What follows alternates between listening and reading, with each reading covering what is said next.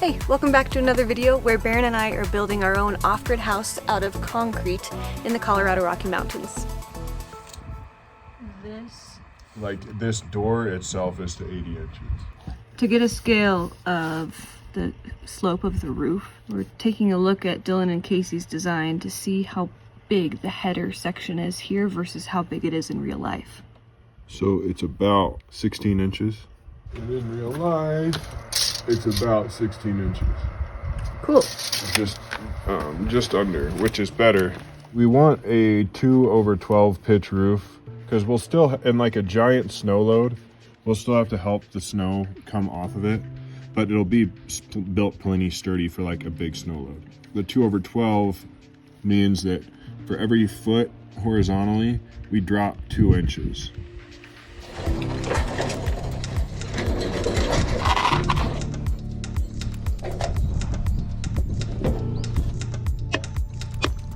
These bricks are called knockout bricks. The middle section can be knocked out and filled with rebar and concrete to create a bond beam. Bond beams are horizontal reinforcement able to support structural loads and to withstand lateral forces like our extreme springtime winds. Every 4 blocks high, we lay a row of knockout blocks and horizontal rebar. Then, every 4 feet, we lay vertical rebar, creating a web of literal steel throughout our walls.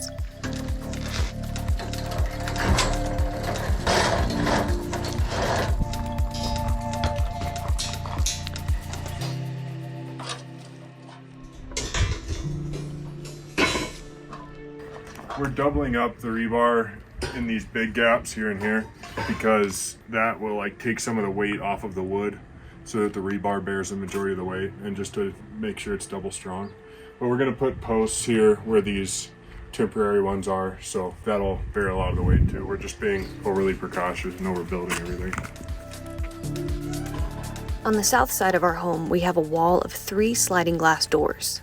The header above it may seem too long to support bricks and a roof on top, but accounting for lateral force, Barron drilled holes into the wood header to fit vertical rebar every 3 feet, which then will be joined with 2 sticks of rebar in the first knockout row and an additional row of knockouts and rebar on top of it. Now, y'all, we're not intentionally trying to build an apocalypse-proof bunker, though it might prove nice to have. Concrete acts as a thermal battery. When all these bricks are filled with concrete, they will absorb heat from the sun during the day and release that heat into our home during our cool desert nights. Insulation will be on the outside of the home. To control heat in the summertime, we'll block the sun from coming into the windows, and on stormy winter days with no sun, we will light our wood stove.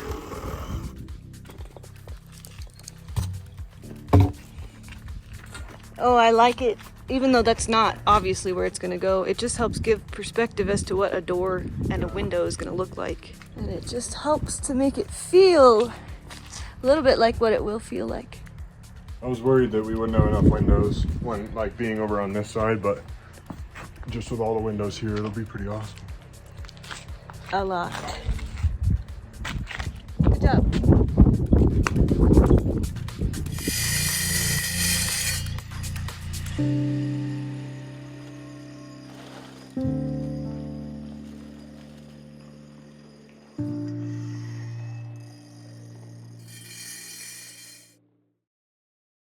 What are you doing? James forgot his screws, so I have to go get them.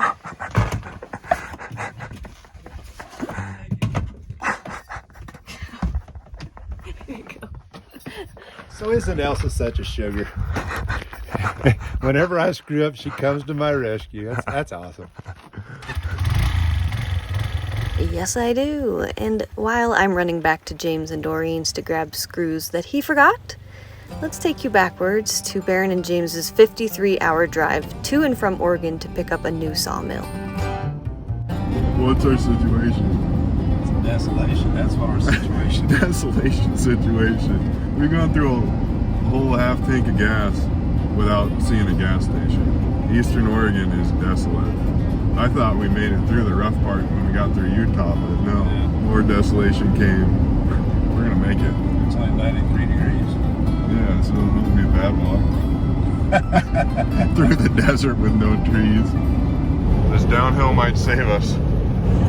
How confident are you, James? Well, I'm confident that we're going downhill. We're using less gas than we were.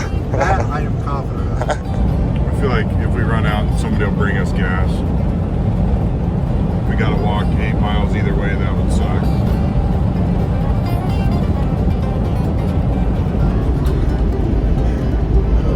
There it is. 3.3 miles.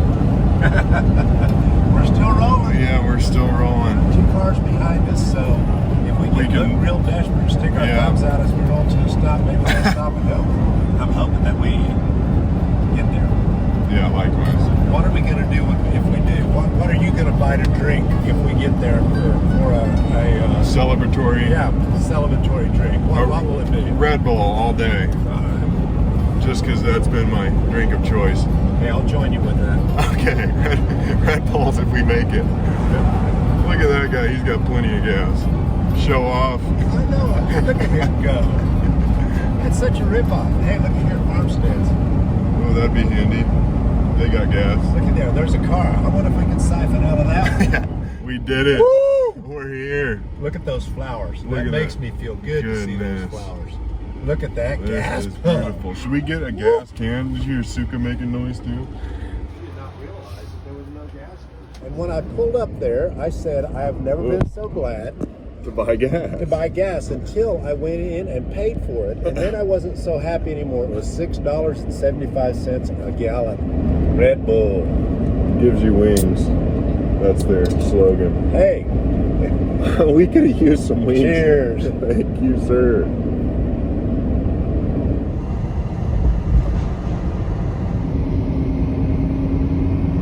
We got the mail. We are sufficiently beat. It is hot in Oregon. And now we just got another 20-hour drive back. No problem. No problem. Yeah, we're fine. Everything's fine. Little Suka's been a trooper, just playing in the back seat and sleeping. Good job, Suka. Here is Mill. It's very nice. I think I'm gonna jump in the water. You diving?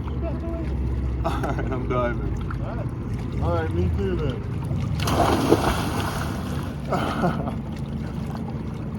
Oh my gosh.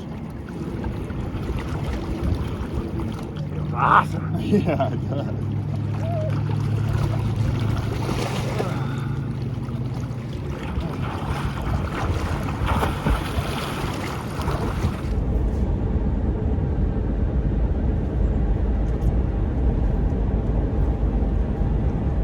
Well, it's tomorrow again, and I've been driving for a while. We just are about to get out of Oregon, and James has been napping. I'm going to let him sleep for a few more hours, and then I'll take over the nap station.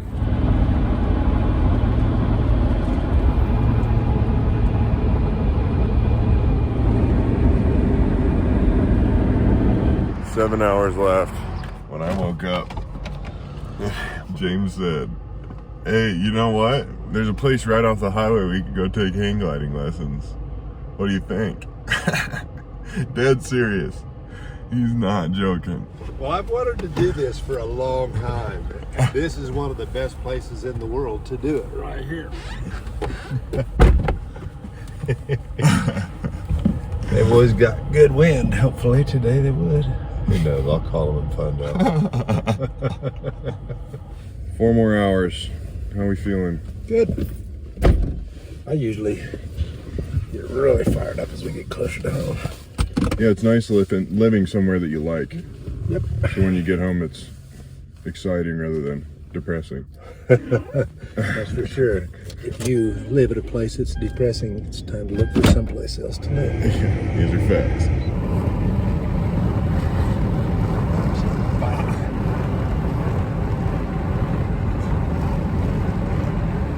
Well, we were almost home. We got stopped at the top of this pass, and we're the first car that got stopped. We've been waiting for probably 30 minutes, and they said it'd take up to an hour before they come rescue us with the pace car. Yeah, not a big deal. Not even that excited to get home. Well, go ahead and stay here. I'll drop you off.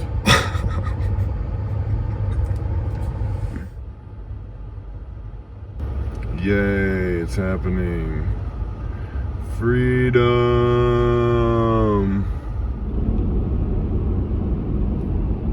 So it's been 53 hours since we started driving. That's awful. I don't feel like it was unsafe at any point. No, I don't either. Not when I was driving anyway. When I was sleeping, I don't know what you, I don't know what you did. Look at that. How high that was on that fence. Yikes. Smells good.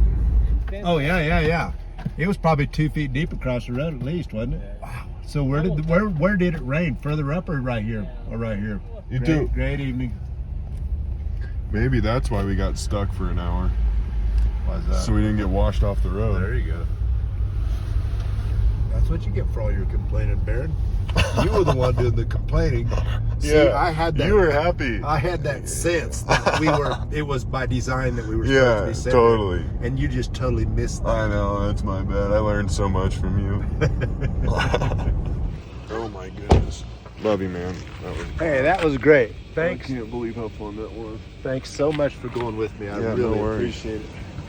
I can't believe what a good time we had. It doesn't make any sense, but I'm happy for it. That was great. We had a great time. There he goes.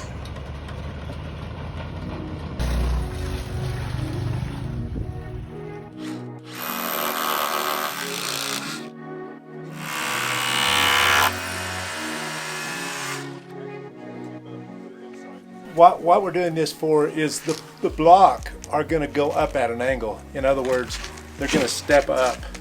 And we're putting this string up so that when we put the block up, we don't want any of the block to stick up above that angle, because this matches the rafters that we're going to put up. We do not want this block sticking up above our rafters.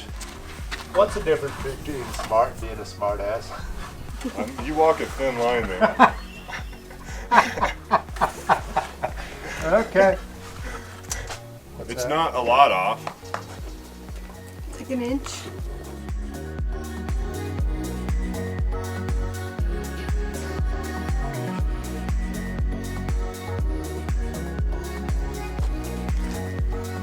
Okay, so we pour concrete every 8 rows, and the last row that I just put up makes 8 rows since the last pour. So I'm gonna extend it out a little bit further, but we'll probably stop there height-wise before we have another concrete truck come out. And then I gotta do this side too. Remember that each of these cinder blocks is 40 pounds. On days where I'm editing videos, Barron totes block up and down the scaffolding on his own. It's really, really heavy work.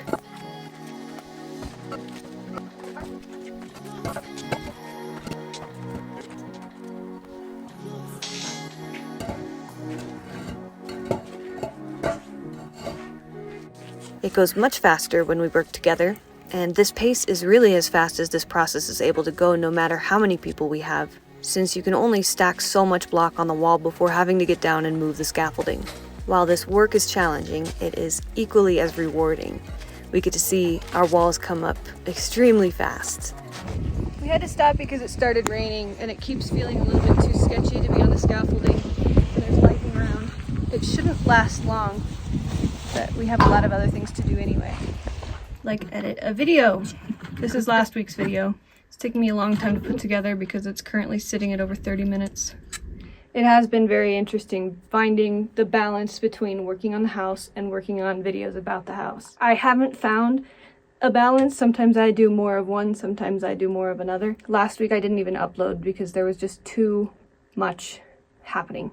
I couldn't set aside time to finish a video and get it up. A video that I think meets the kind of standards that I have for YouTube videos. Barron says that I should make them a little less edited so that I can continue putting them up, make longer shots, less edited to music.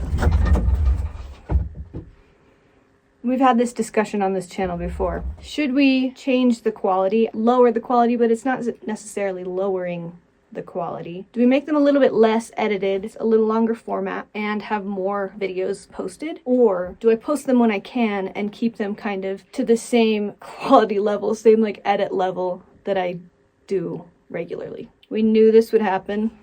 We were kind of sort of looking for an editor earlier this spring, knowing that this workload was going to be really intense. But the editing is like the whole reason that I do YouTube. I like to edit videos, so that didn't seem like something we wanted to do. I just saw some lightning. Yeah, good that we took a break. And man, this rain has not ceased. Colorado is getting hit by some freaking rain. Okay, enough dilly-dallying. I have to get back to work. You're a good boy, Cam. He's okay. Yeah, he's okay. Yeah. Okay, we just need 3 more bricks cut. Or maybe 2? 3. I'm so sick of cutting these things. It's nasty.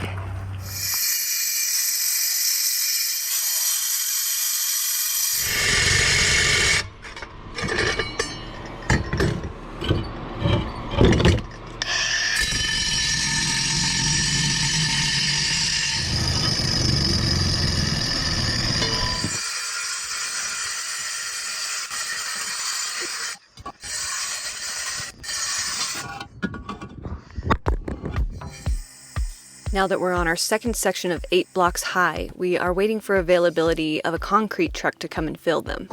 This second pouring of concrete will be a very serious day of work now that the walls are so tall. Stay tuned for that, and please subscribe if you haven't already, because clearly the process is happening fast, and you don't want to miss a thing. And before I go, we've got new sticker sheets and normal to nomad car magnets in the shop if you want to grab one on my website, elsarhae.com. My mother is shipping them out for all of us, so big shout out and thanks to her. See you in the next one.